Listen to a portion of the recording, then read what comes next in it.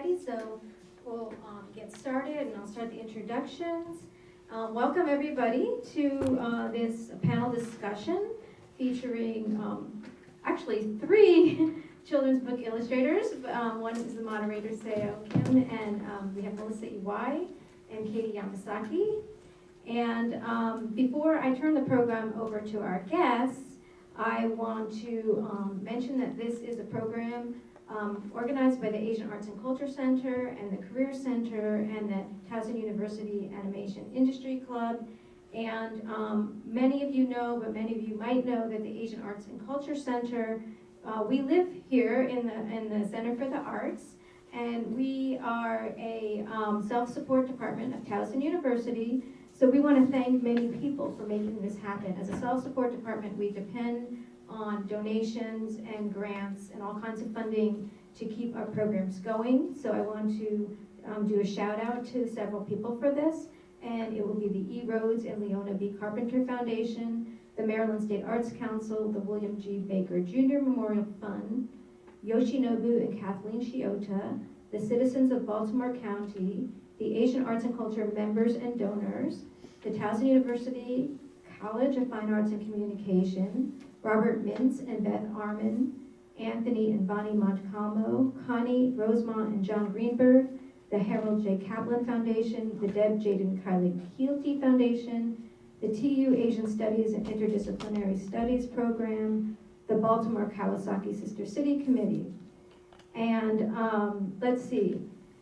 We also need your help in reviewing this program so we can tell our supporters how well we're doing. So if you could complete this survey when the program finishes, there's a QR code up here, and then I think we have it on a paper sign out in the corridor when the program's done. After this program, we'll have a reception and a book signing and sale with our artists. So please, you can go back out to the Asian Arts Atrium and enjoy that, and of course look at the exhibition. This talk goes with an exhibition that we have outside the Asian Arts and Culture Center Gallery in our vitrines, and it's a mini exhibition, children's book art by Japanese American illustrators, and the artwork is done by Melissa and Katie. And that show complements our bigger show in the Asian Arts Gallery. I don't know if you've seen it yet, but it is Dream Refuge for Children Imprisoned, and that's an installation by Naomi Judy Shitani, and it reflects the experiences of imprisoned children, particularly children who were imprisoned in Japanese concentration camps after World War II, but it also involves stories of Native Americans who are separated from their families, and Central American children who are separated from their families at the border, the southern U.S. border. I would also like to let you know that we have a couple other events coming up. We have some films that we're doing in partnership with Baltimore Kawasaki Sister City. They're Japanese films on March 16th, May 18th, and July 20th. And keep your eyes open for the activities of our Asian North Festival in Station North in Baltimore City, and that begins on May 3rd. So now I'm going to introduce our panelists. There's Melissa Iwai, and she's an award-winning children's book author and illustrator of over 30 books. Her I Can Read Gigi and Ojiji series chronicles the developing relationship between Gigi, a biracial Asian American girl, and her grandfather Ojiji. Dumplings for Lily, Soup Day, and Pizza Day celebrate the joy of cooking with family and community. And she earned her BA from Santa Cruz, an MA, Santa Cruz, that's UC Santa Cruz, and an MA from Stanford University, and a BFA from Art Center College of Design. And we have Katie on the other end, and she's a muralist and children's book artist.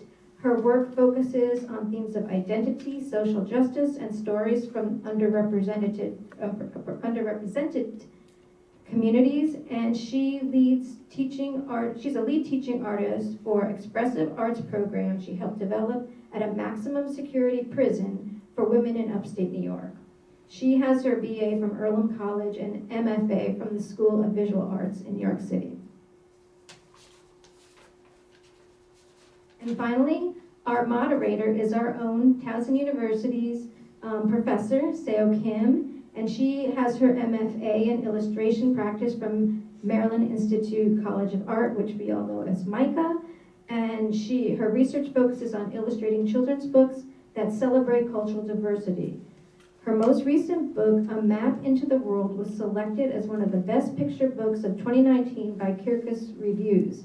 And her upcoming picture book, Baba's Peach Tree, is scheduled for publication with Random House Studio for spring 2024.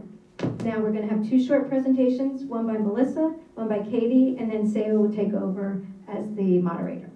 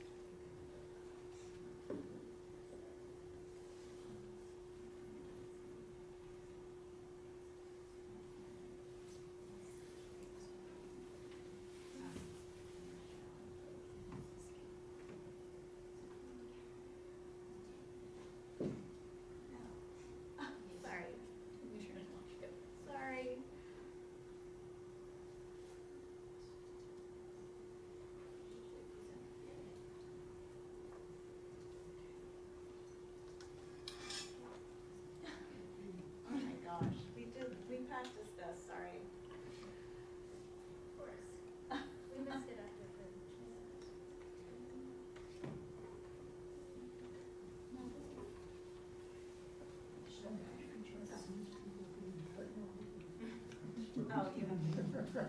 Yeah, do you need your... Oh, yeah. What's going on?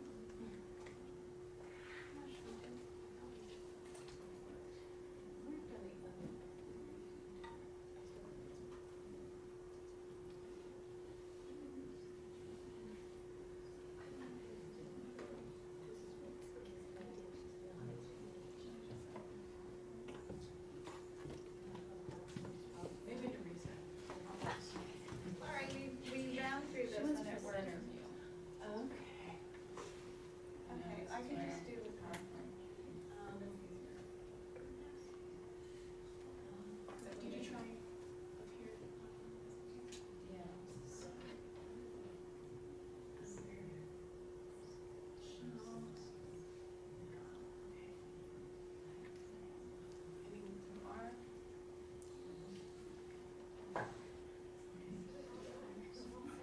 Is anybody well versed in doing presenter mode on this computer?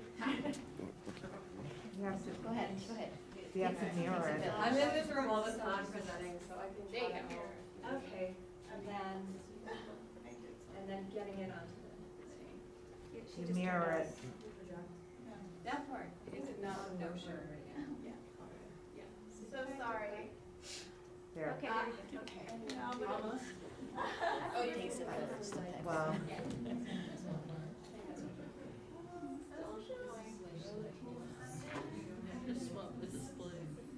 So if you just play from the beginning, what happens? that's it, right there. You know what, I have these notes on my iPhone. This is through Keynote. Yeah, but I can just go through it without the notes in my iPhone. Yeah. Is there not PowerPoint? I have it. I don't think it's still on your customized. I have the PowerPoint version. Yeah, let's just, maybe just do that.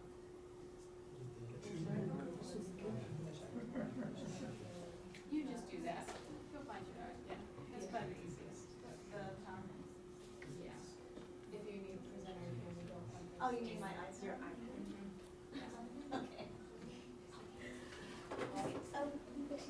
Or if the PowerPoint is already downloaded. Yeah, it is, but it is downloaded.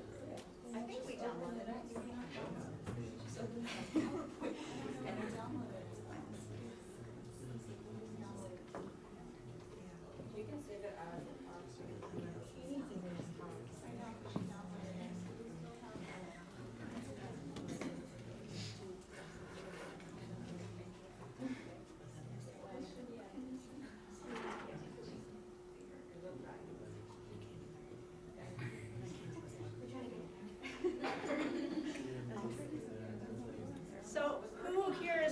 TU Animation Club. Yes. So not everyone here is a TU student, so please let us know what it is that you do. Yes. So at the TU Animation Industry Club, we try to introduce students to the art of animation by trying to go over the various job positions in the animation industry. So each week we'll try to go over a job position, such as like maybe one week we'll cover character design, next week we'll cover like storyboarding, a writing workshop, or like for instance this Friday we're doing a storyboard workshop. So definitely come by if you would like to learn how to storyboard, kind of like how the Simpsons way. We'll be making packets and passing that out to anybody who wants to participate.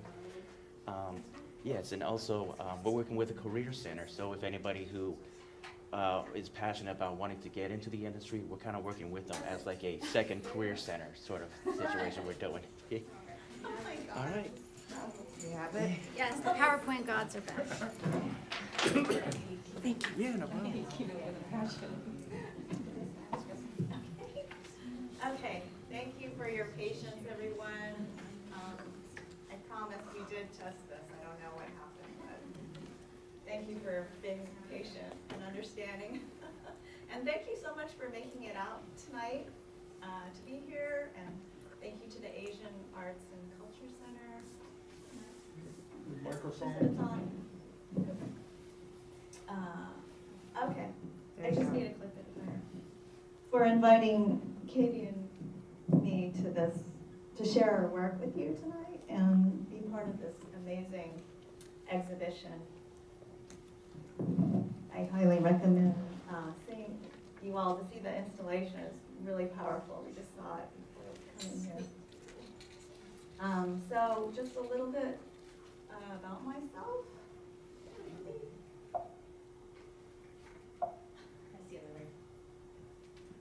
Okay. I'm like, oh no, is this clear enough?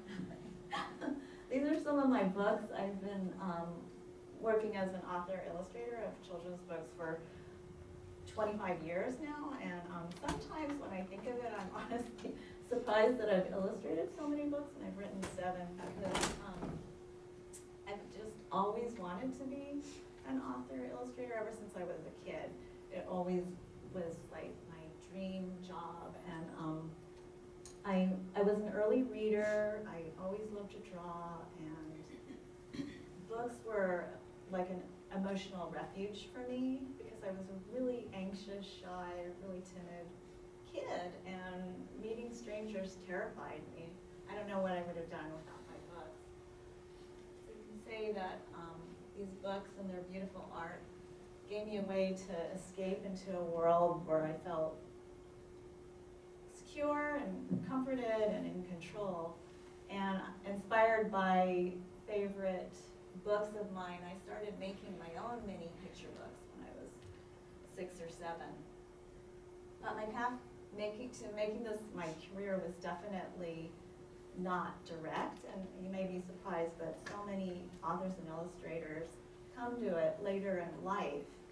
They could have different careers, or maybe they came into it from a career in publishing, but we're just all connected by our passion for wanting to tell stories with our pictures and words. In my case, while making art was always my joy when I was a little kid all the way up to college, for some reason a flip switched when I was around many of your age, when I was around the early 20s, I guess. And I just got it in my head. I don't know whether it was societal pressures or fear or self-doubt, but I just felt like I couldn't make a living as an artist, and I had to get serious and I had to get a real job. So I changed course and I started studying languages and linguistics and East Asian studies, and I spent my time studying Japanese and going to Japan and working in Japan, and then I eventually went to graduate school for linguistics. And in grad school, I thought I was being an adult and not indulging in fantasies, and I tried really hard to focus on my studies, which was in Japanese phonology and language change. But it was then that this old passion of mine really started to grow. And after being in graduate school for a while, I realized, you know, things are just as uncertain in academia. So I decided to just take a leap of faith, and I dropped out of grad school and enrolled in the Art Center College of Design in Pasadena, where I finally had the opportunity to just immerse myself in learning everything I could about art. And I got my BFA in illustration, and then I moved to New York City because that's where all the publishers are. And I was told it would take twice as long to make it if I stayed in California. So I moved to New York, and that's where I met my agent, whom I'm still with to this day. But getting my first book took a while, almost 2 years, because I had a lot of pieces in my portfolio that looked like this. This is something I did, my commentary on Barbie, when I was in art school. Now, of course, there's so many different Barbies, but back when I was a kid, there wasn't. So I had all these dark paintings of kids who my agent told me editors were saying they looked like they had black eyes. So maybe today I might get something with this more editorial look, but back then I wasn't getting anything. And more importantly, I didn't have a series of paintings in my portfolio that showed that I could tell a narrative with my illustrations. And also I didn't have anything that showed a single character in different views, that showed I could paint a character consistently. So I did a series of 4 paintings. This is one of them. And it's a story about a little girl on her way to her piano lesson in New York City on a rainy day. And I put this in my portfolio, and soon after, I got my first book, which is Makeshift Daddy, and this came out in 2000. It's written by Eileen Spinelli and told in a rhyming format. It's about a dad who works the night shift, and before he goes to work, he tucks his daughter into bed, and then when he comes home the next day, she tucks him into bed. It's a really sweet story. And I wanted to mention that it's a common misconception that the author and illustrator work closely together. And in actuality, I've actually never met Eileen Spinelli. And the reason why we don't work together is because the illustrator works closely with the editor and art director. And that's to give freedom to the illustrator to create a vision of what we see as the story. And that's one of my favorite things about being an illustrator, because we're not expected to just paint exactly what the text is, because how boring would that be, right? So you can see in this illustration, the text is soon the winter sun goes down, shadows spill across the town, and the main characters are in the window with the white cat. And I'm just setting up the story. I made the family biracial and had it set in an urban setting, but if you just read the story, which is really just fills a page and a half, you know, there's nothing in that says that, but I was able to bring that to the story. And she's a masterful writer, and she gives her illustrator that room in her spare text.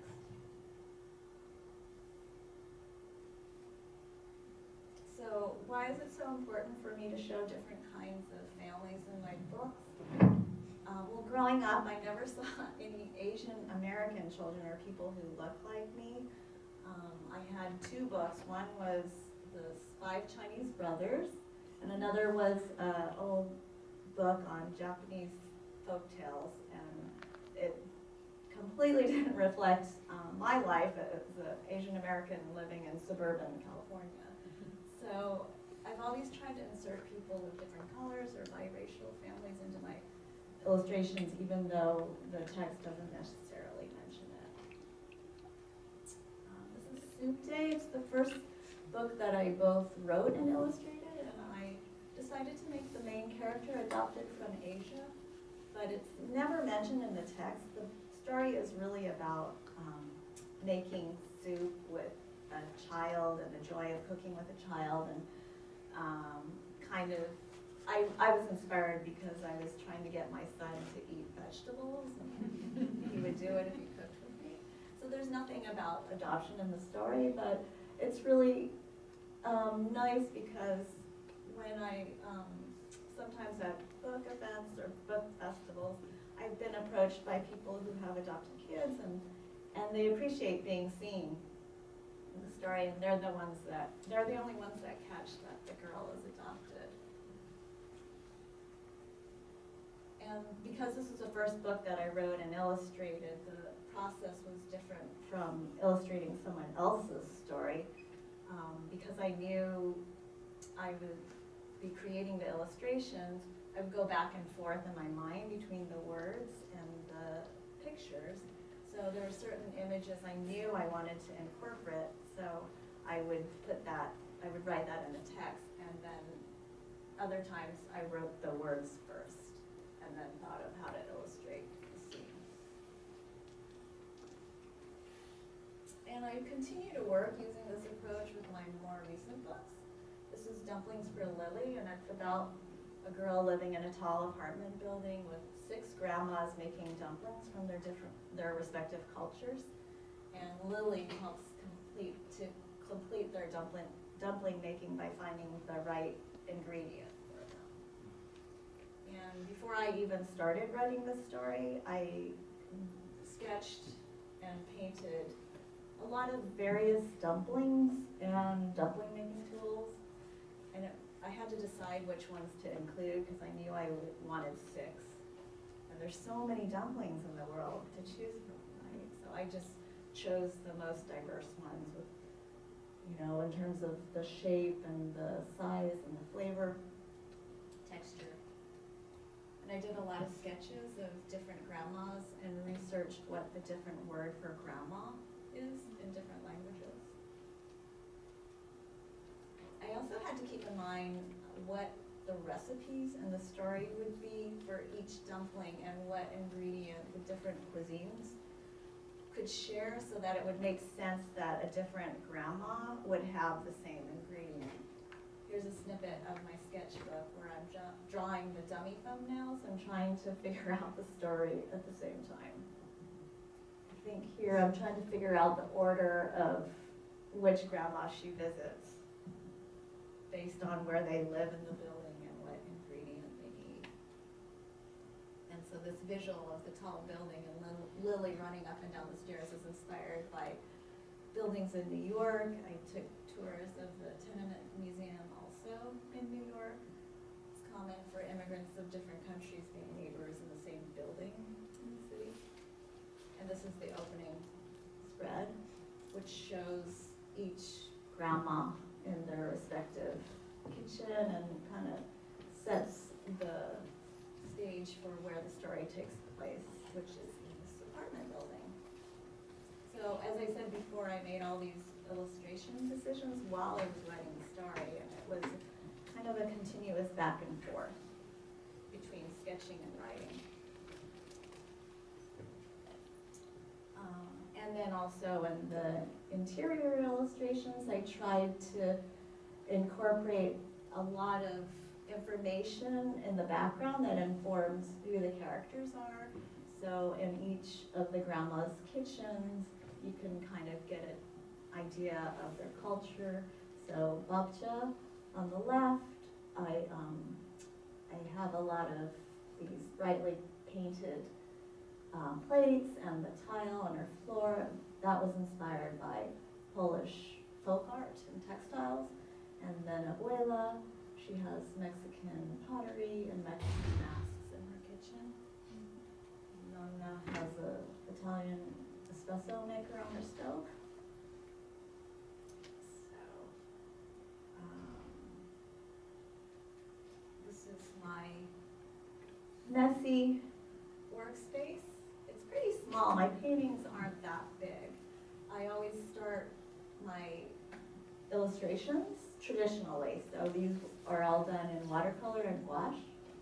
And then I scan them into the computer, and I use Photoshop, and I cut out the paintings so they're on a separate layer.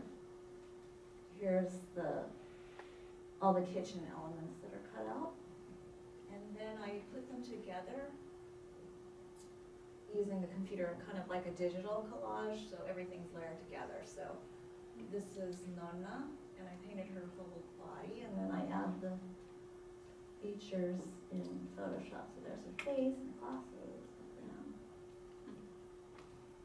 and then this is this complete kitchen in layers. I work with hundreds and hundreds of layers, every object, and within the object, everything has its own layer. So this is a kind of what this digital collage looks like. Starting from the back to the front. And then in terms of current work, my most recent venture is this I Can Read series, GGNOGG, about this little girl, Gigi. She's biracial, and her Japanese grandfather, Ojiji, comes to stay with her family. And the inspiration comes from a memory from my childhood of when my grandpa, whom we called Ojiji, came to stay with us. And I couldn't speak any Japanese, and he couldn't speak much English, even though he had lived in Hawaii for many, many years. He immigrated to Hawaii from Japan at the turn of the century, like so many Japanese people at the time. And so both of my parents were born and raised in Hawaii, in Honolulu. And they grew up during World War II. And being in Hawaii, they escaped being incarcerated, but they weren't allowed to speak Japanese in public or learn how to read and write Japanese. So they didn't pass that language down. And so my brother and I we didn't grow up hearing Japanese at all, and we couldn't speak it, obviously. So when Ojiji lived with us, it was a real challenge to communicate. So we would use a mixture of English, Japanese, Hawaiian, pidgin, and hand gestures. Somehow we made it work.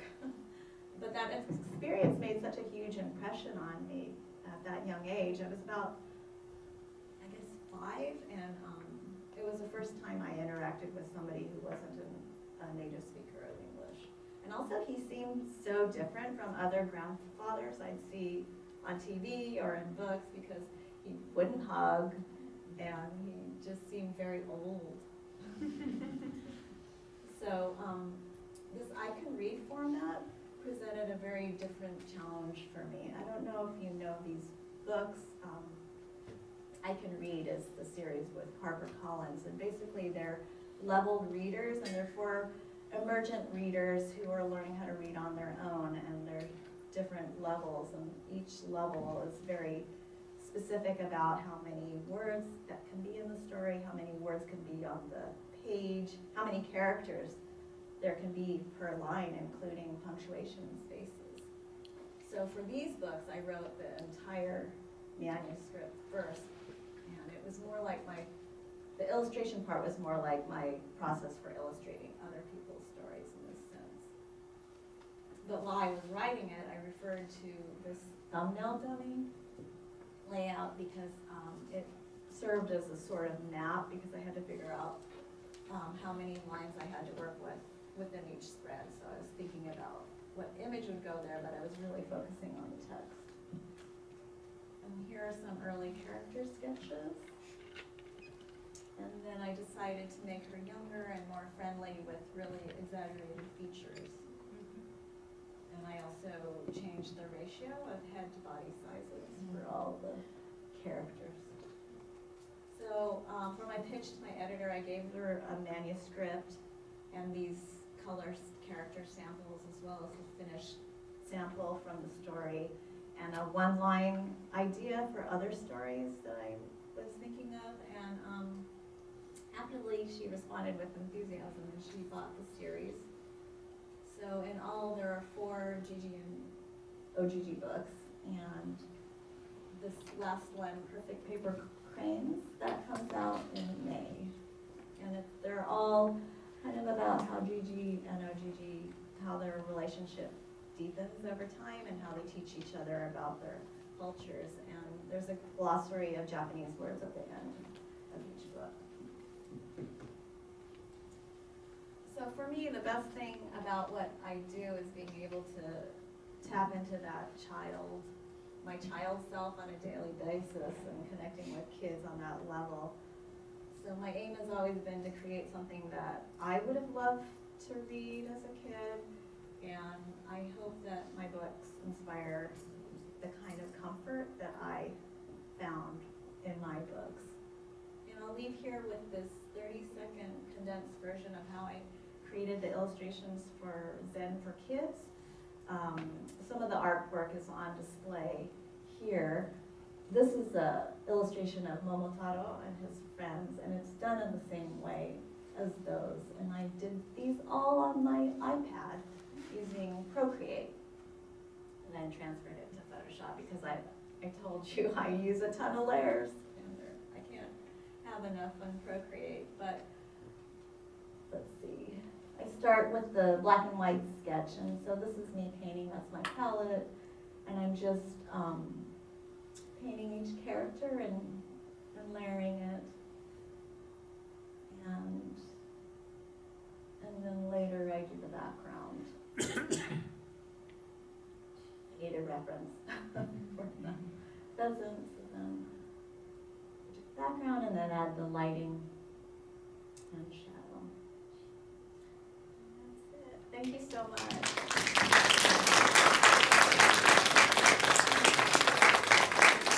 Sorry about the technical difficulties earlier.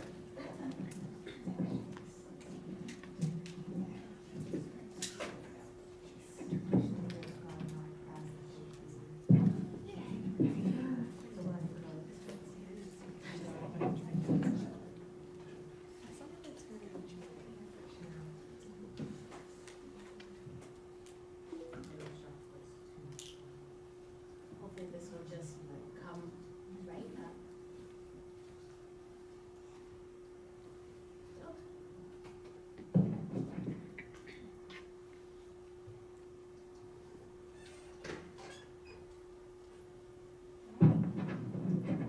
Can everybody hear me okay? Yeah.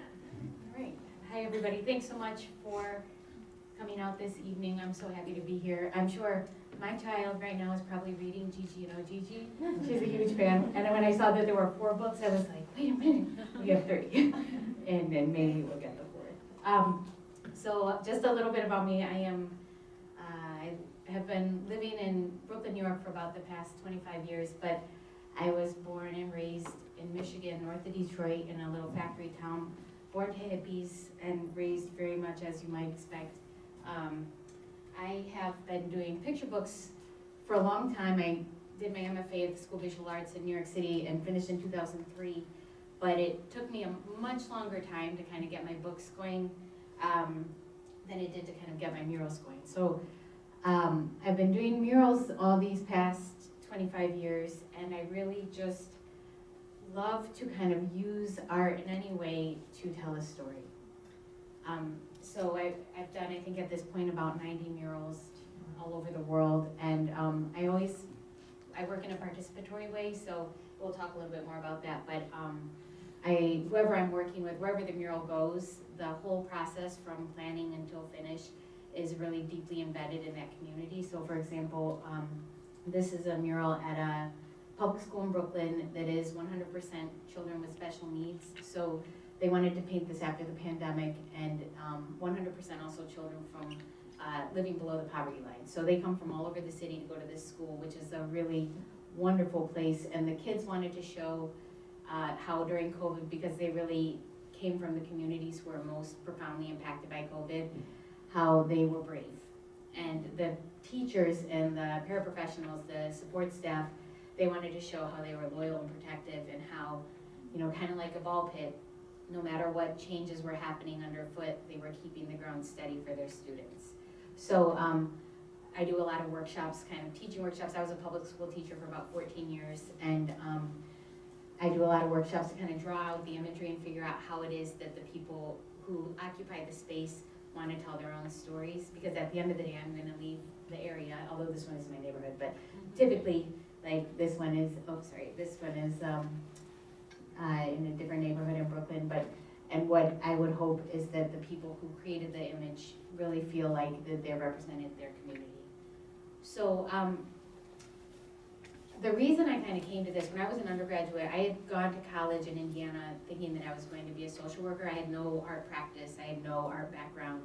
You know, I came from a family full of artists, but I felt like they had set the bar really high, and I felt a lot of pressure, so I thought I would pursue social work. And the town I grew up in was built around this factory. So this is a GM truck and bus factory in a town called Lake Orion. And I grew up in the 80s at a time where in Michigan in particular, but all around the country, there was immense anti-Japanese sentiment. So that's where we lived. You know, these were the bumper stickers that were on my high school classmates' cars. This was Vincent Chin, who was murdered when I was 6 years old because some factory workers thought that he was Japanese, and that was the climate. And I had a teacher who one day on the anniversary of Pearl Harbor when I was in 7th grade, he said, Katie, why don't you tell, you're Japanese, why don't you tell the class what happened today in history? So first of all, problematic. So, but I told him about, and I told the class about my family, you know, and I told them about my great-grandfather, Anko Hirashiki, who on the night of Pearl Harbor was arrested because he was part owner of a wholesale vegetable market. And so the FBI had what ended up being a 58-page file on him as a possible risk to national security, and how he was incarcerated at a military prison for about 4 months before joining my great-grandmother and my great-aunt in a prison in the desert in Colorado. And I told him that whole story and how they lost everything. My grandmother and my grandfather were in New York City at the time, so they weren't incarcerated, but I told them that whole story in the class, and then when I was done saying it, my teacher looks at me and he said, that never happened. And I thought, like, I was in 7th grade and I was like, yes it did. And he was like, no it didn't. I was like, yes it did. We went back and forth, but I wasn't raised necessarily to argue with my teachers, you know, and so there were no books, you know, there were no books in our library that said anything about this. You know, it was not taught. And I, as much as it was such a racist statement, I also believe that he might not have known about it.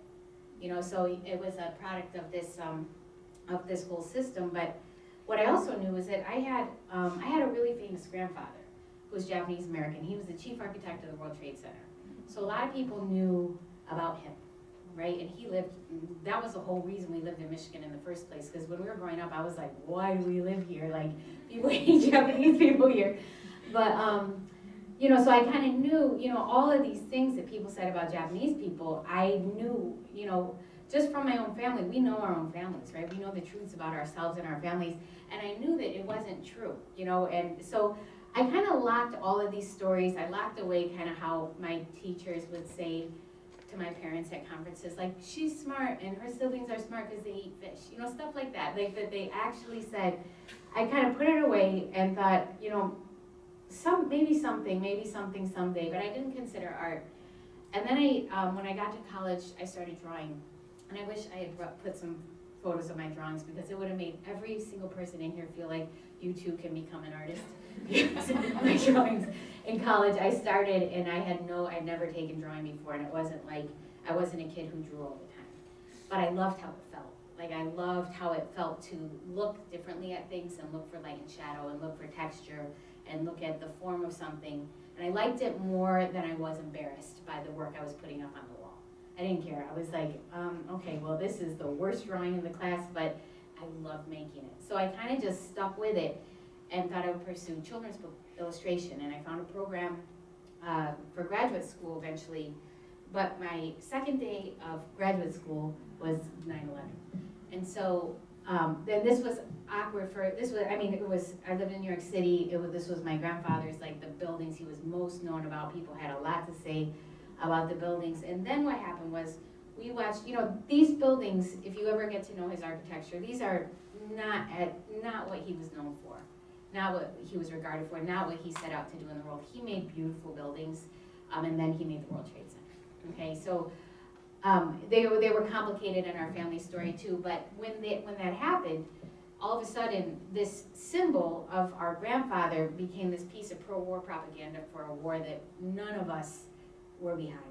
You know, and so it was really powerful for me, just starting out my kind of graduate program, to have this feeling of, you know, what do we do, what do people do with the art that we make, right? And how can we be really clear about what we put into the world? So I kind of started thinking back to my younger self. I was a self-identified ravenous reader, and this was, we had choices, and this is the one that I picked. And I was serious about my books, as you can tell, but you know, I didn't have the books that I wanted when I was a kid. So the book that's in the show that we have here is Fish for Jimmy, and it's kind of a historical fiction based on a family story where when my grandfather's uncle was incarcerated, his young son stopped eating in the camps, and so he would sneak out of the camps and go fishing in the mountains for him, so to get his son to eat. His son was like 3 years old, and so I fictionalized it. I made it between two brothers. And the most satisfying thing, one of the most satisfying things in my career was that that book ended up in a textbook, which somehow with that, it just felt so official, you know, and I wish I had the address of that teacher to send it to, but I don't. But, you know, and I also thought about people like my grandpa, and I thought about why are there no books about people who have done these other things, you know, in our library. The library that was a part of my schools growing up, they were shameful, you know, for their representation. They didn't even try, and what I knew was that, like, his story of, you know, being, you know, growing up in Seattle, being at the top of his class, and, you know, all the way up, and then never being able to get a job, so having to go and work at the canneries in Alaska to be able to pay for college. Those are not uncommon stories, right? Like, these are stories that are relatable in so many ways. Maybe not everybody went to the salmon canneries in Alaska, but so many people have versions of this story. And I think that the biggest story that I kind of wanted to communicate with his biography, which came out last year, was just, or 2 years ago, was just that there's a weight that, in particular in this country, people of color carry, that is, you have to do so much extra to prove your humanity. You know, he grew up at a time where he wanted to kind of make these aspirational spaces, and what he had to do when he graduated was to work in a cannery like this, that, you know, 18-hour days to make people wealthy who were kind of hiring all these Japanese Americans and Filipinos. He had the capacity to build buildings like this. This is in Seattle World's Fair. But the spaces that were being built for his people was this, you know? So when people's humanity is stripped away and people are kind of pushed to the periphery and pushed to the margins, these mentalities and kind of like this way of translating who people are can really run rampant. We see it a lot today, right? If the propaganda shows Japanese people as not even human, it's a lot easier to make them disappear. You know, and from this is kind of the work I've been embedded for a long time, and it's been kind of translated for me into the present day of mass incarceration. And so my first time working at a prison was in 2009, I think, in Chiapas in Mexico. And this was a women's prison where if you have a child who's under 4 years old, they come to the prison with you unless you have somebody else who wants to take that child. And so I started thinking a lot about, like, who gets to tell the stories about other people, right? And so when I went in there, the people from the prison, it was very just good luck for me that I got to go in. Somebody I knew in this residency was doing gender workshops in the prison, and so she said, "Do you want to come and do a mural?" And they had wanted me to do a mural with, like, Disney characters, because this was the play yard where the kids play.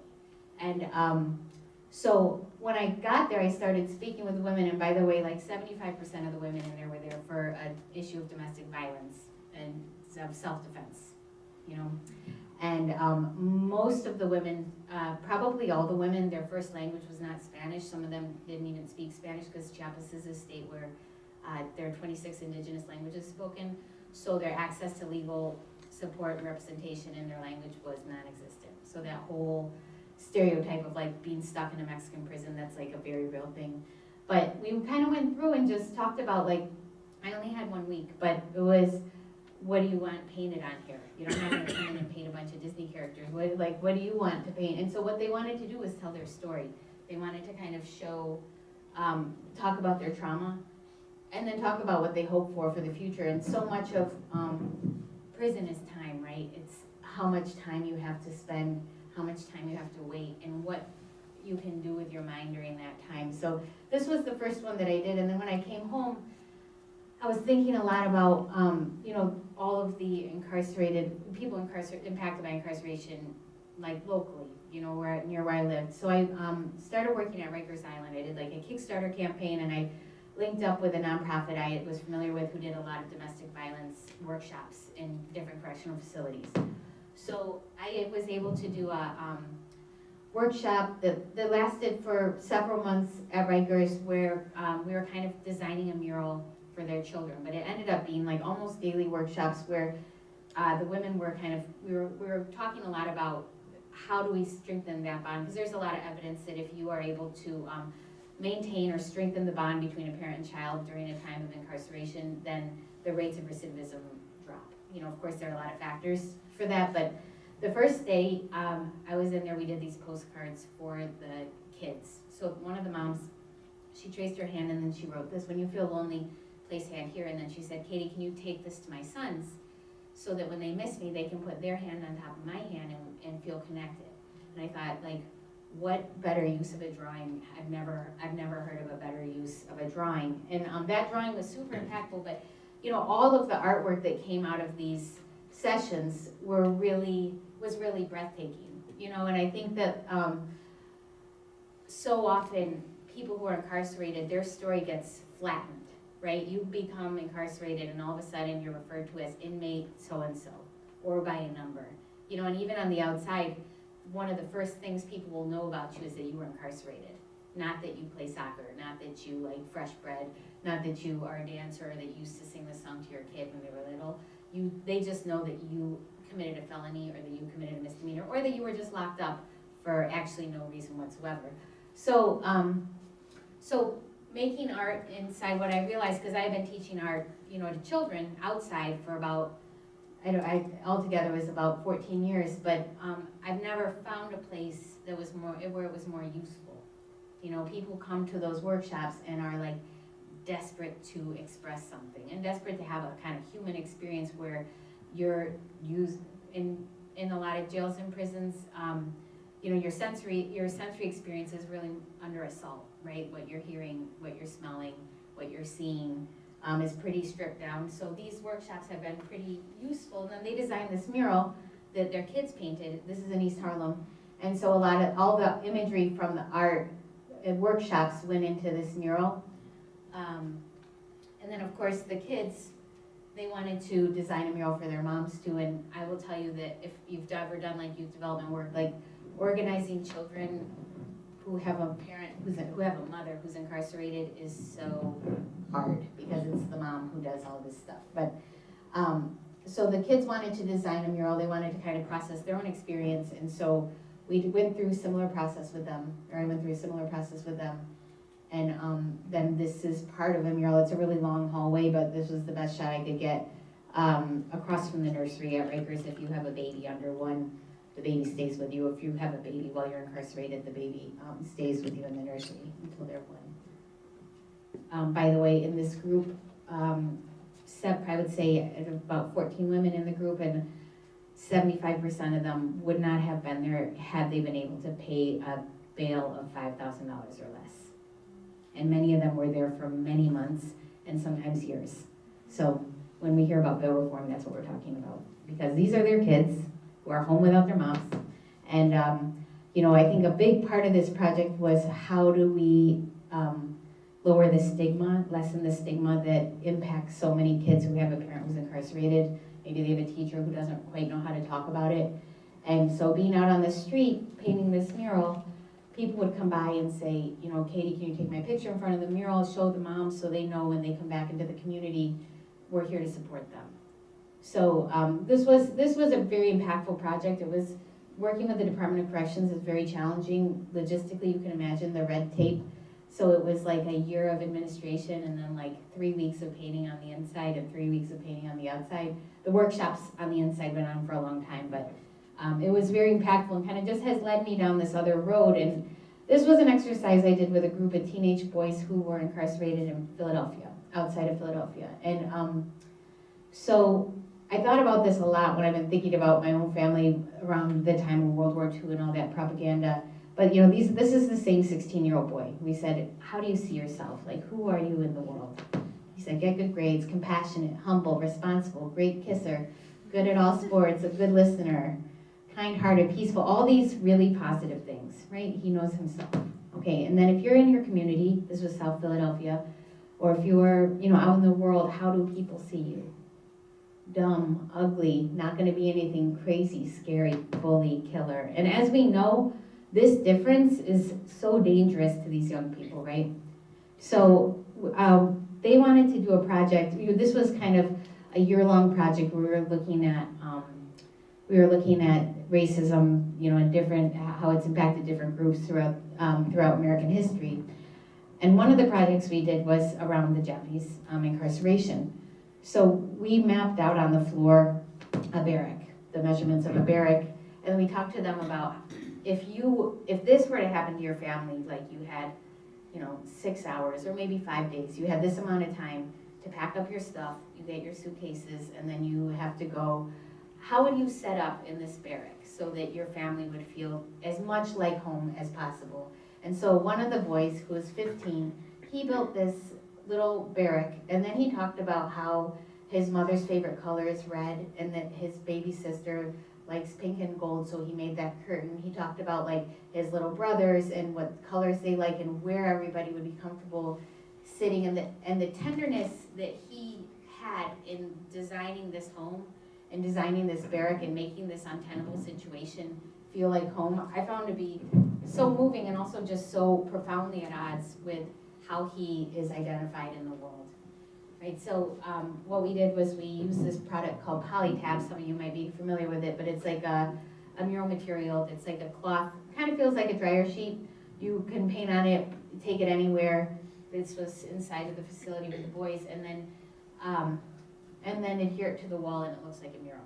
So this is in a playground in South Philadelphia. It's actually much bigger than it looks. It's about 70 feet long, and they wanted the guys in the group just wanted to say, like, I'm smart, I'm responsible, kind-hearted, all of these positive words. They also wanted to challenge the viewer. If the viewer says, is he compassionate? Is he outspoken? Is he serious? Then kind of encourage the viewer to ask themselves, like, why am I doubting this? I don't know this person, right? So in my picture books, a lot of my books have similar themes. This is a book called Dad Bakes, and it's about a dad who works as a baker side by side with other bakers, and kind of how he spends the day. These are all acrylic on canvas. How he spends the day with his daughter, and kind of the backstory that is hinted at in the beginning of the book, and then talked more about at the end, is that he was incarcerated, and this is them reconnecting, and it's about how they spend their time together. You know, the kind of passage of time. And then this is my most recent book, which is called Place Hand Here, and it's inspired by that hand. You know, I think that the woman who created that drawing, I lost track of her and haven't been able to find her again, but I do my best to kind of carry her story and share her story because it's so relatable, this feeling of missing somebody, right, and longing for somebody. And it's about a boy who pays attention to all the people in his home who put their hand on the wall and talk about who they're missing. Right, the kids from his class who are missing, like their dad who went to work down south for the season, and he painted it because he knows that his mom, like, that she's thinking of him and holding him close, and until she comes back. And one of the kind of great joys of this work has been able to share these books with lots of people who are impacted by incarceration. So this is actually at an upstate prison in New York on a family day. And it is kind of just the type of thing where I wish there were no prisons. You know, I wish that there was a way to have more restorative justice and to not cause more harm But while there are prisons, there are families who are so impacted. So these books, I hope, are making a difference. And this is, some of you may have heard of Homeboy Industries out in Los Angeles. It's the biggest gang rehabilitation program in the world, actually. But they do tons of work, reentry work, including the bakery. So they were my kind of partners on this book, and they talked to me a lot about also the transformation of tattoos when people have, especially in LA, really extensive, complex gang tattoos, and then how, when they come out of that life, how the tattoos can transform. So there's a kind of transforming tattoo theme in Bad Base as well. But yeah, I think that my biggest goal with all of this work is to kind of shine a little light into the margins, into where places where people aren't necessarily seen quite as clearly, so that hopefully we can all see each other a little bit more clearly and speak with each other a little bit more honestly and open-heartedly. So that's it.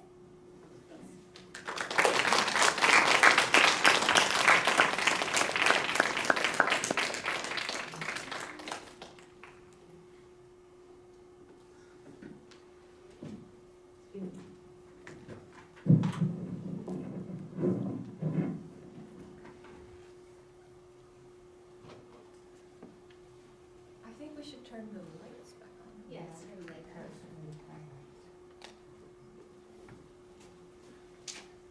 Yeah, it's You push it's the over right. there. It's There's so many buttons. You want, There you go. Thank you.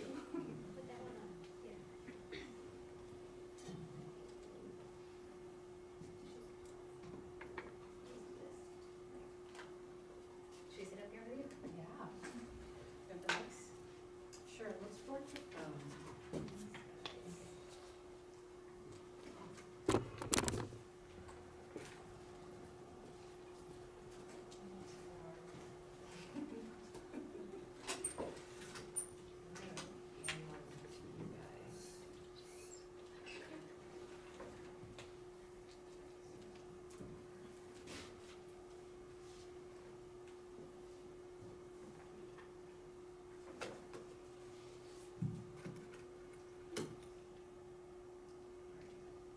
Testing.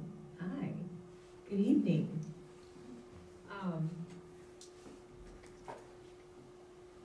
Well, that was a great presentation. What do you guys think?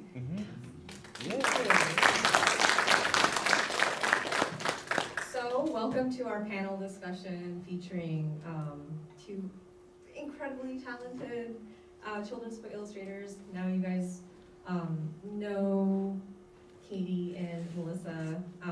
I'm thrilled to have this opportunity to moderate this discussion. Throughout their presentations today, we've had a chance to delve into their creative process, their inspirations, and stories behind their illustrations. And now I'm hoping that we can explore how they navigate the dynamic landscape of children's literature, collaborate with authors, and use their art to address important themes and engage young readers. So without further ado, let's get to the discussion. So this is a question for both of you, Katie and Melissa. Can you tell us about your journey into the world of children's book illustration? Specifically, like Melissa, when you were on track to get your PhD in linguistics.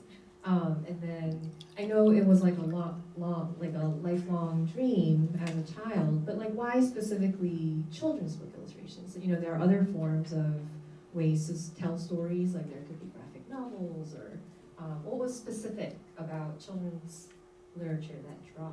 Well, yeah, specifically for me, has always been picture books, which are for young kids. Usually, my picture books tend to be for kids aged 3 to 7, and I think it's because that was the period in my life where I really leaned heavily on my books for just an escape into this, like I was saying, this world where I felt safe because I felt so intimidated by everybody, or so kind of fearful, and I was naturally shy, but I think it was also just where I grew up. There was nobody who looked like me. It's a rural California town on the Central Coast.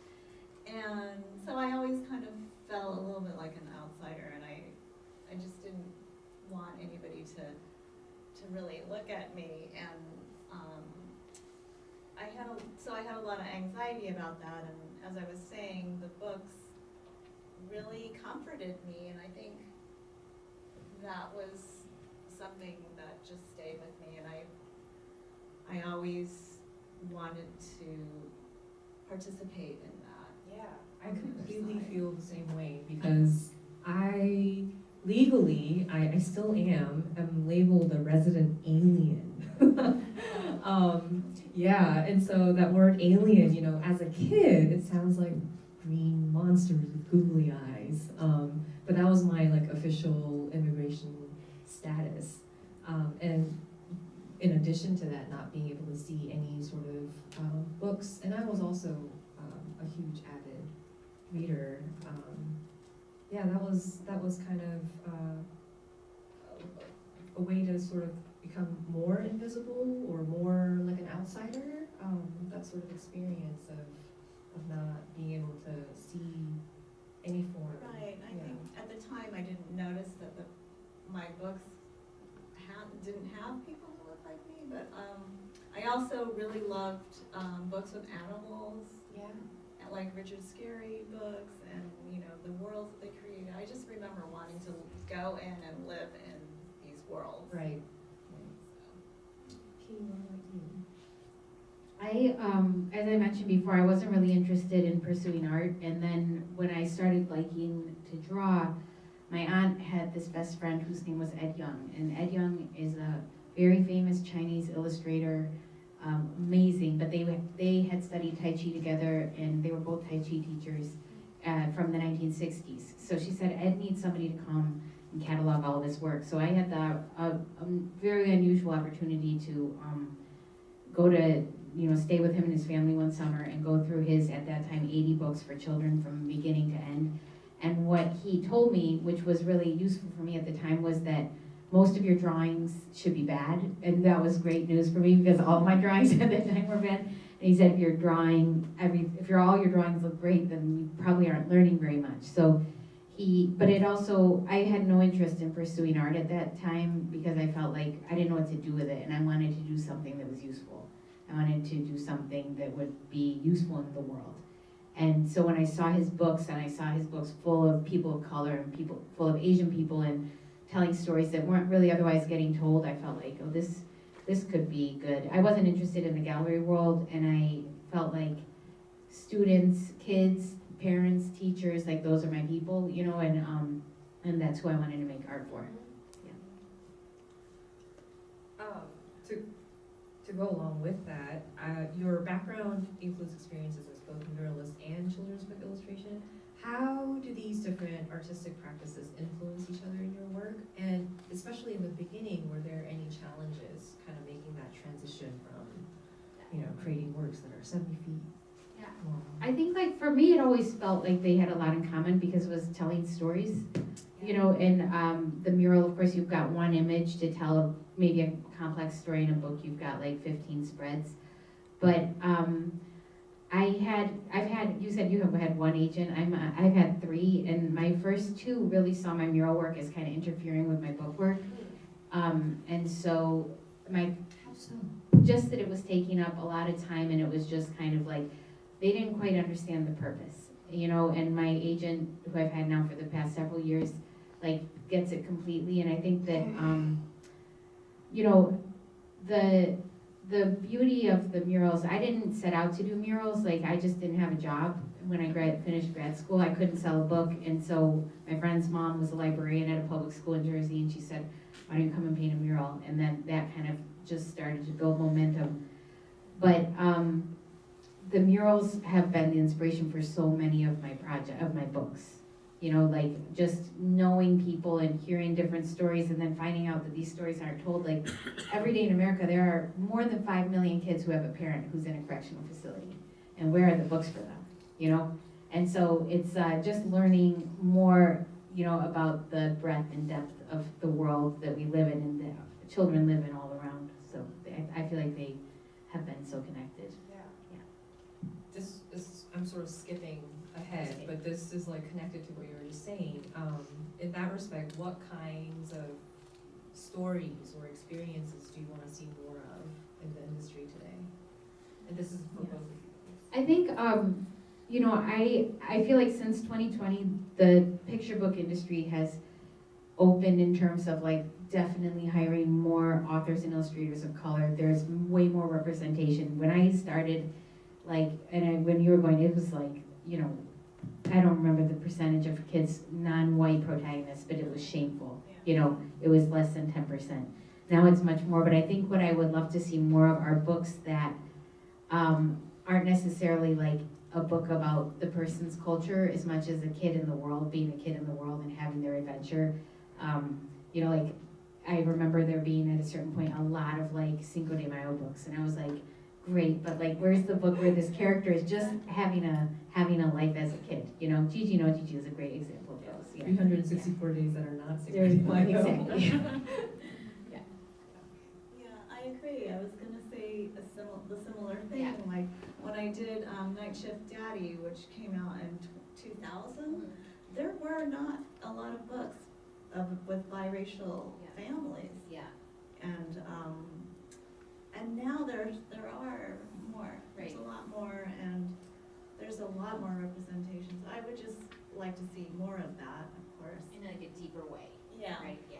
Can I say one And more like- thing? Go ahead. Oh, and I agree also, to show kids with different backgrounds just as, you know, Americans, because there's so many different, if you're American, you can look so many different ways, so having books that just have those characters in the book, but not necessarily about that. Yeah, and I would just add like to include in there, beyond like race and ethnicity, like body diversity, gender diversity, more gender expansive characters, but not having the book be about, having it be incorporated like it is in our everyday lives. Right. Like the adoption story. I mean, I feel like if that book would have been very different if the story revolved around, you know, the process that the parents went through, or, you know. Yeah, and the reason why I was inspired to do that is because I have a nephew who's adopted, and I never saw books with his story or with the character like him. And I didn't want it to be about adoption, but I just wanted to have a character like him in a book, so that was the inspiration.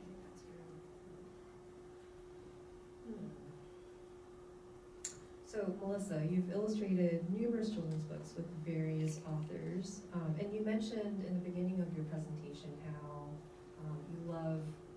you know, it would be boring if you were just illustrating text, and it's the artist's vision of what that story is. How do you approach collaborating with or working with different writers, and is this different when you're working with your own manuscript? Like, what kind of process do you go through?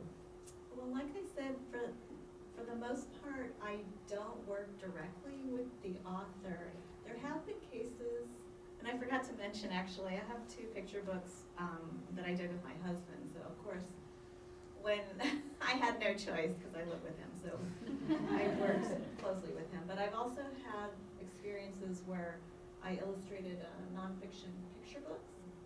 And in those cases, because there's a lot of research involved, and usually the author knows a lot, they've already done so much of the research, I would lean heavily on them sometimes, just find out if they had more information or who their sources were. So I have done that. But for the fiction books, I don't really work directly with them. And it's nice to meet them afterwards. I usually do meet them afterwards, even though I never met Eileen, sadly.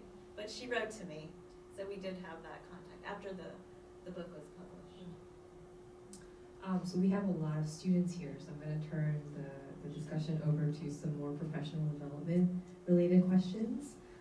So first is like, what kind of advice would you give aspiring illustrators wanting to break into the industry? Or maybe more specifically, what did you specifically do to land your first book, or what was the prep work for that? Oh, as I mentioned before, I had all these one-off pieces in my portfolio, just single pieces, and I think it really, really did help to have pieces that showed a narrative, because I specifically wanted to get work illustrating a book. So one of the pieces of advice that I give artists is to definitely show the work that you want to get in your portfolio and have it be your best work. And if you're specifically interested in children's book illustration or writing for children's books, there's a organization called Society of Children's Book Writers and Illustrators that is really helpful for so many people I know. So many people started with that. It's just a way to meet people in the industry, and they have conferences and talks, and it's a really good way to educate yourself about the industry and meet people. So I would recommend that if that's what you want to do. SCBWI.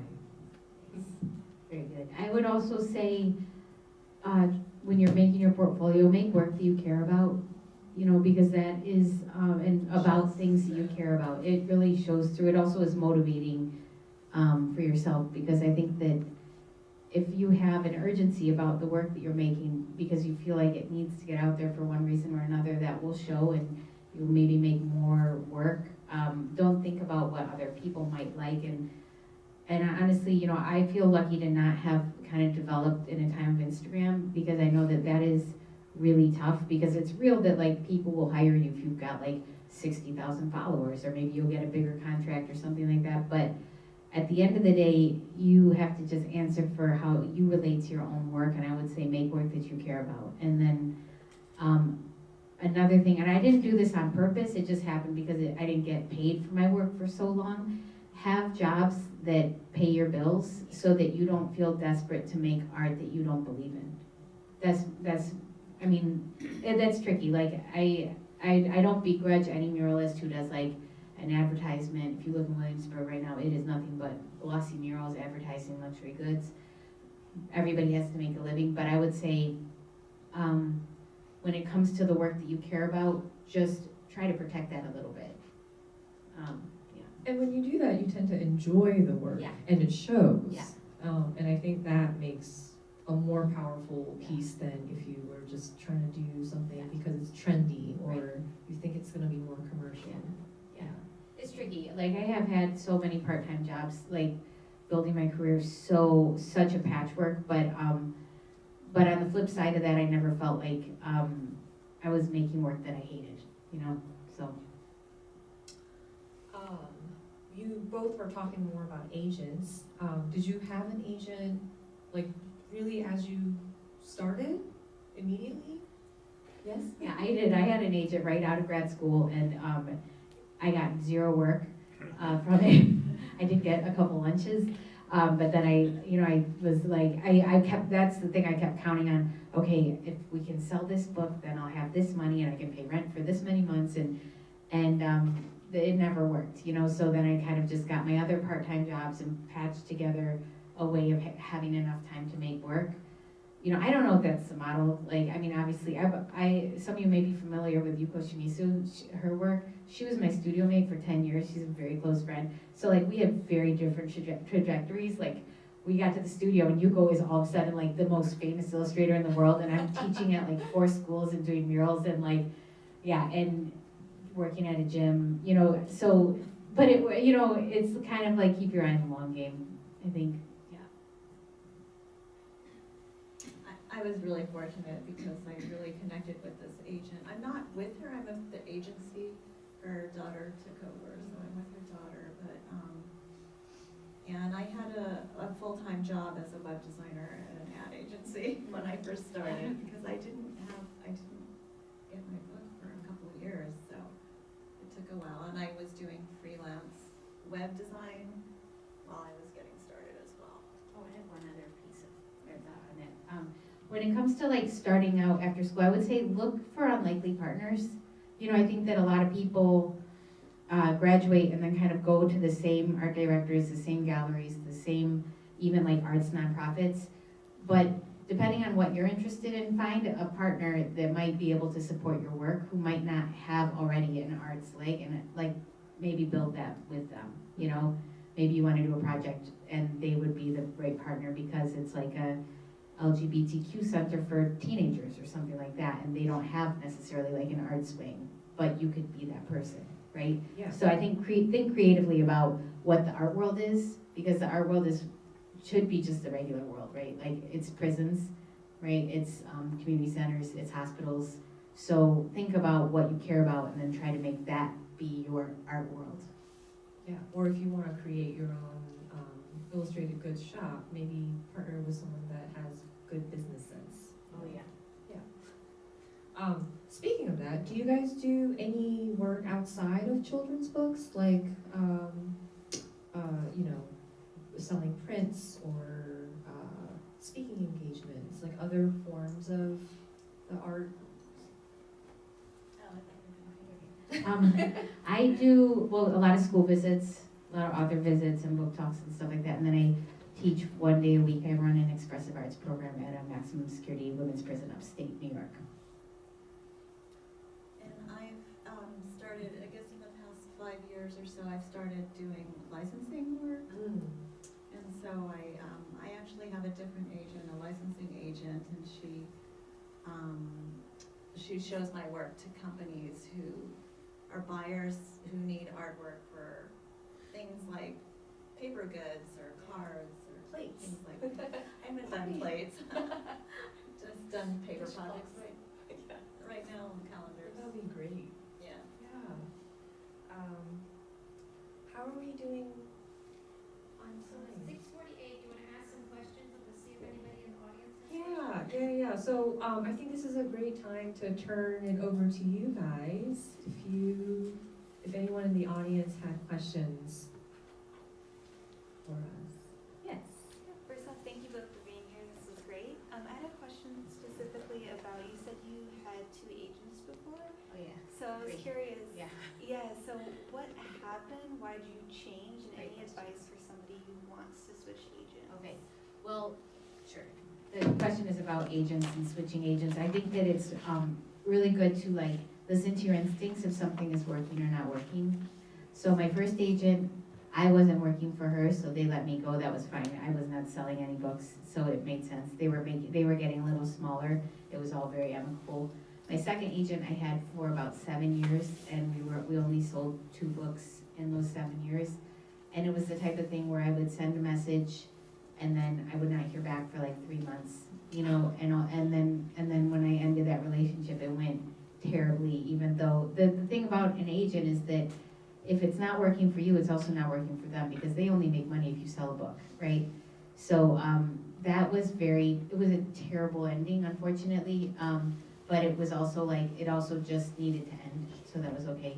And now my agent, I love completely forever, Tanya McKinnon. And so the thing about Tanya is that whatever I'm trying to do is not quite in the mainstream of picture books, and she completely understands all of it. And she's more in like academia, but yeah, it's, so working with her, I feel completely understood, and like she got me to her main work was getting me matched with my editor, who now I publish it pretty much exclusively with Norton Young Readers.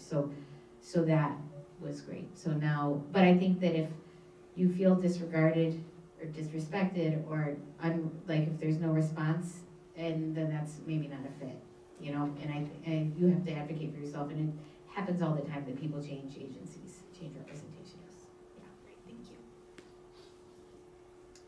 Yes. Hello to both of you. I have a question as a future educator, especially for Kate.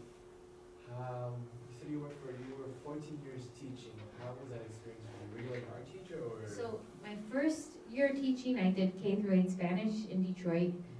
My second year teaching, I was at a school that was going through a lot of changes, so I was hired to be the Spanish teacher and a tutor for these kids. Were like professional dancers as part of the school, but then I ended up also being the humanities teacher, because they fired the humanities teacher, I was also the guidance counselor. 'Cause I was like, it was very illegal, like the kids would come in and tell me their problems, and I would just listen, and then for the 12 years after that, I was an art teacher. And I was, the public school that I worked at was partnered with a private ballet foundation, so all the kids were ballet dancers. So I was hired by the ballet foundation to be the visual arts teacher. So I was there only 2 days a week. So the first 2 years were full-time. And that was the most creatively exhausting, challenging, also fulfilling years of work. And then the 12 years after that were part-time. So I could do all my other jobs and try to make an art career.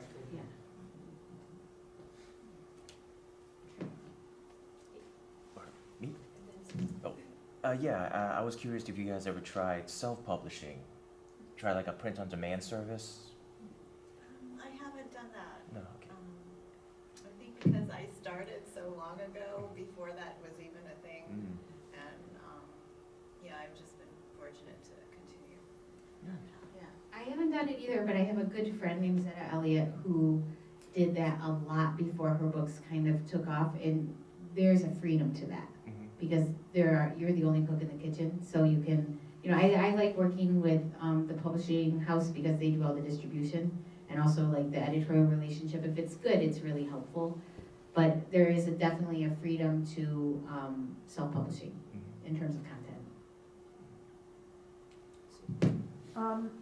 I don't know very much about it, but AI, is there some concern about AI building on what you guys do and then claiming it, or AI taking the place of traditional illustration?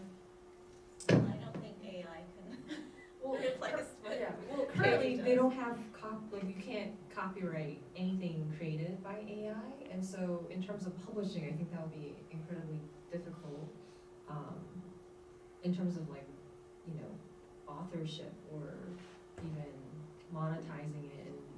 So illustrators are not gonna be using AI either, I mean, as another tool? Well, if they do, because all they're putting in is like a prompt, and so the only creative aspect of that process, I would say, is the writing of instructing the model to, and so I think, or if they generate all of these images, maybe the creative output was them editing the images, like putting them in a specific order, but that's the extent of the creative.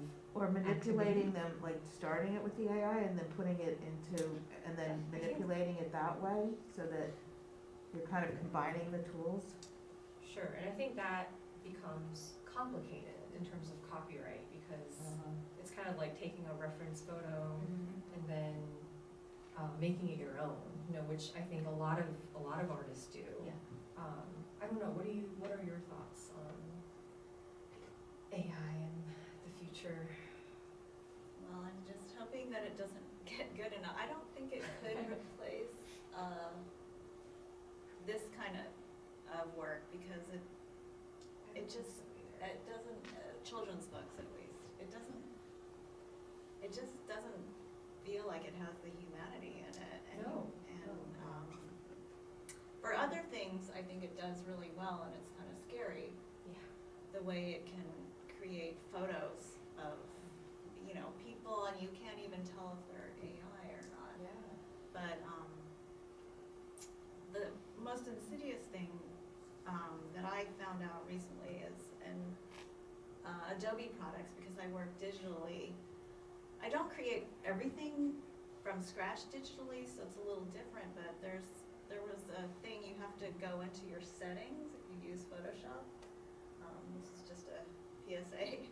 You can turn off this thing somewhere in settings with allowing them to use your work for research. They say, can we use your work for research? They're using it for AI, to teach the AI, and they could be using it to emulate your style or Yeah. something. So just make sure you turn that off. It's just the ways that you have to protect yourself. It's just, Is that the same with Procreate or a tool like that, or is it only I with? haven't heard about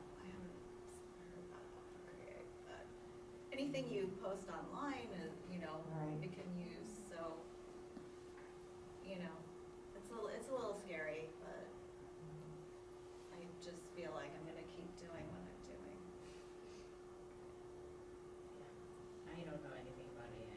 I don't think you I- anymore. Yeah, Definitely isn't gonna do it. yeah, but I probably should educate myself. I think currently, there's so much uncertainty in terms of policy or laws or, you know, protecting, the intellectual property or even to see it as intellectual property. And I think that's something that, countries really need to, and I think there are already discussions happening in that regard. Yeah, but I don't, currently, I'm not very worried about AI taking Well, over. Years ago, we had a illustrator here, I've forgotten his name, I'm sorry, who used to make quite a good living with the covers of adult books. And then before that, there were album covers, and a lot of that has shifted to not great art, digital, you know, I do a lot of audiobooks because I'm in the car a lot, and the little covers, you know, the images for the books, and they're not great illustrations, you know, and he was saying that his career had really been affected, and that was previous technical stuff that happened, and so, of course, now we start to employ digital in illustration, but at the time, he was talking about it replacing what he had done. So that's, I was just thinking about that. I feel like there's also like a flip side of that where, like, at least with YA and middle grade, I feel like they're having like a cover renaissance. Like the covers of a lot of YA books are so beautiful. They're definitely digital and they're sleek and they appeal to young people, but I feel like the art on that, and it might just be like in the independent bookstore, like kind of narrow window, but I feel like there's also a lot of really good stuff being made, so maybe there's, yeah. Yeah. I think there was one more, yeah. Hi, it's nice to meet you both and about your artwork. I was actually wondering about the process in terms of like the timeline and how long it takes to actually get your book out there, like all the stuff that you have to do throughout to like when you're making it, and even if you're writing it and illustrating, that probably takes even longer, and then like how long all of that takes combined, and then actually getting your book out there, like It's a long time. how long that whole Yeah. thing takes. It's different for Yeah. all three of us. I'm sure, Yeah. yeah.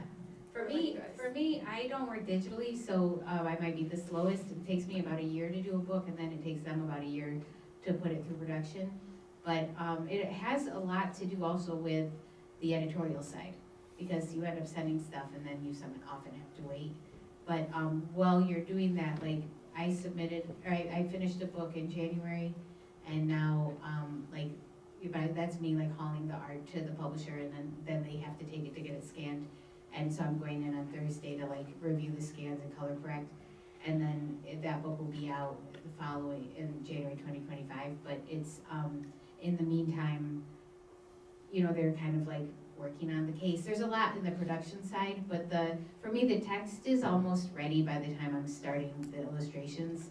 The text doesn't take as long, and then, it's like almost a full year for the illustrations. By the time I'm doing finishes though, it's probably like 6 or 7 months. Do they actually tell you, we don't like this color, or you should change? It's more like matching it to the original art, so it'll be, like the scans that they're getting, Oh, yeah. okay, once it's going into production. Yeah. Yeah. Interesting. Paper samples. Right. Yeah, it usually takes me about 9 months, Uh-huh. and the bulk of it is this is for when I'm illustrating other people's work. The bulk of it is doing the research and all the sketches and the preliminary work, and then my finals usually take about 3 months. And then there's also like Katie was saying, the back and forth of getting things approved at different stages. For the Gigi and OGG books, that was kind of crazy because I sold it as a 4-book series, and there was a really tight schedule, and they came one after another, and it was like 2 a year. So while I'm finishing one, I'm writing the other, so there was a lot of overlap. And often I'm juggling 2 or 3 books at the same time, but they're always in different stages. So I would never do a book where I'm doing finals for 2 books at the same time. You know, I could do finals for one and then start researching another. dividing it like that, so they're staggered. Ooh, so after the one in May, is there like any plans for additional GG Energy I books? wish, not now, but, I'm working on it. I would love to do more, of those books. I have one question, if that's okay. Kind of like, I don't know. It kind of related to what you were saying about the like creative freedom process. I know if like you're freelancing, sometimes it's more about what the client wants, and you have to edit a lot of what you made. But since it's more about what you're trying to tell with your story, are you able to still like have most of what you want like drawn without it being without it being changed? Yeah, I think so, yeah, I think so, like, mostly, I think like I feel like you're asking, like, there's a few parts to that question, and, mostly, like, my editor and the art director, that we're all kind of on the same page of, like, getting the image that best tells the story across, and so any changes are really small. A lot of the time it's like, move this over a little bit, get that further away from the gutter, like, make this a little bit bigger, push that back a little bit. And then in terms of creative freedom too, I think, at different phases it means different things. Like I did a project when, then there's the other piece of like, if you're a long-term deadline person or a short-term deadline person. Like, quickly, I worked with my two studio mates, Yuko and then John Hendricks. They both started doing a lot of editorial illustration, so they had to do these like really quick turnover. I do not like fast deadlines. I'm like a long project type of person, so it's kind of like knowing your own personality. If you're somebody who likes to just really crank and work late and like that kind of adrenaline, like that is a great field. I knew just from spending like 2 months with Yuko that I was like, that was not gonna be my path. But she also, that's way more profitable. She didn't have to have all these other part-time jobs. So it's like, you know, there's the trade-off. Also, I think in different industries within art, there's different levels of freedom. And Right. one of the things that I love about trade picture book is you do have so much freedom as an artist. Yeah. And if you're doing advertising, Right. not so Yeah. much. Yeah. They don't even put your name on it. No, Yeah. but also Right. you're totally art directed and you're everything, Yeah. so many revisions. Because everything is about how it's gonna sell, whatever it's advertising. I think we're gonna end with our last question. Okay, this is mainly for Melissa, only because you mentioned that you did use Procreate. So I feel like when I was a freshman and sophomore, like a lot of professors are like, you can't use Procreate in like the professional world at all. And I see that you do use Photoshop after like using Procreate, and you do a lot of traditional stuff first anyways, but like, what is your opinion on that? And I feel like professors now are way more open to letting you use like Procreate and like Photoshop at the same time, or like whatever else you use at the same time. But like, do you think that somebody will actually like have a successful career if like, you know, they're When did beginning he work- say that? Everybody When did uses he really Procreate. say? Was this like in the What? very early? Oh no, I like- was when I was a freshman. Oh my gosh, one of my professors was just like, no, you just don't use Procreate. You just don't use Because I know Procreate in this people class. who've done complete books, entire Oh, books. yes. Yeah, Only all the time. in Procreate. Yeah. it's just another tool. I would Yeah, say it's just yeah. another. there's just limitations Yeah. within Procreate I in terms can't- of like layers, or a lot of editing is so, in my opinion, Photoshop is just a lot Yeah. easier. And so I think if you combine the two, it's great. I would say because of some of the limitations brought on by Procreate, that might be the only reason why someone might be like, that might not be the best tool. But if it works for you, I don't think there's any reason why you shouldn't. Yeah. Yeah, it's just another tool.